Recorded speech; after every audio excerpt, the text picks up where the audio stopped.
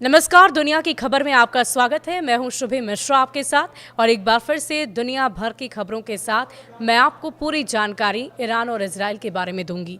परमाणु मसले पर अमेरिका के साथ ईरान की वार्ता का फिर से शुरू होना बहुत जटिल है। ऐसा इसलिए क्योंकि अमेरिका ने ईरान के परमाणु संयंत्रों पर हमला करके स्थिति को बिगाड़ दिया है और इससे दोनों देशों के बीच समझौते की संभावना को गंभीर नुकसान हुआ। ये बात ईरान के विदेश मंत्री अब्बास अरागची ने कहा है। विदित हो कि अमेरिका के राष्ट्रपति डोनाल्ड ट्रंप ने हाल ही में ईरान के साथ परमाणु मसले पर अगले सप्ताह फिर से वार्ता शुरू होने का बयान दिया था। अमेरिका से कोई बातचीत नहीं करेगा, ईरान ने ऐसा कहा।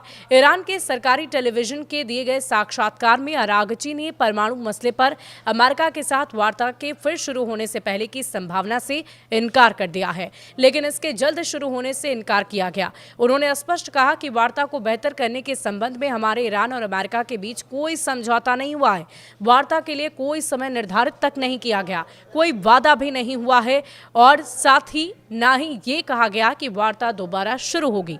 मामले में अमेरिका के सैन्य हस्तक्षेप ने स्थितियों को बहुत जटिल और बहुत कठिन बना दिया है। शुक्रवार को जुम्मे की नमाज के लिए तेहरान समेत ईरान के अलग अलग शहरों में लोगों की भारी भीड़ उमड़ी और इस दौरान तकरीर में इमामों ने सर्वोच्च नेता अली खामनेई के गुरुवार को दिए गए संदेश में किए गए इजराइल पर जीत के दावे को दोहराया है। ईरान ने जासूसी के आरोप में कई लोगों को जेल में बंद किया और इस दौरान ईरान के उप मुख्य न्यायाधीश मौलवी हामजेह खलीली ने कहा कि इजराइल के लिए जासूसी करने वाले लोगों से अदालतें अलग तरीके से निपटेंगी। इजराइल से युद्ध के दौरान 12 दिनों में ईरान ने अपने कई नागरिकों को दुश्मन देश के लिए जासूसी करने को दोषी मानते हुए उन्हें फांसी पर चढ़ा दिया। इस आरोप में अभी भी बहुत से लोग जेल में बंद हैं। इजराइल ने ईरान पर हमला किया था और इस दौरान ईरान के उप मुख्य न्यायाधीश मौलवी हामजेह खलीली ने कहा कि इजराइल के लिए जासूसी करने वाले लोगों से अदालतें अलग तरीके से निपटेंगी। इजराइल से युद्ध के दौरान 12 दिनों में ईरान ने अपने कई नागरिकों को दुश्मन देश के लिए जासूसी करने का दोषी मानते हुए उन्हें फांसी तक पर चढ़ा दिया और इस आरोप में अभी बहुत से लोग जेल में बंद हैं।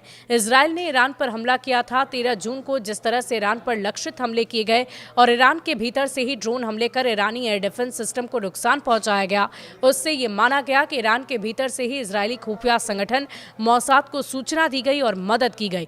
बाद में मोसाद ने कहा कि उसके ईरान में मौजूद एजेंटों ने इजरायली सेना के हवाई हमलों को सफल बनाने में बहुत मदद की है। शुक्रिया।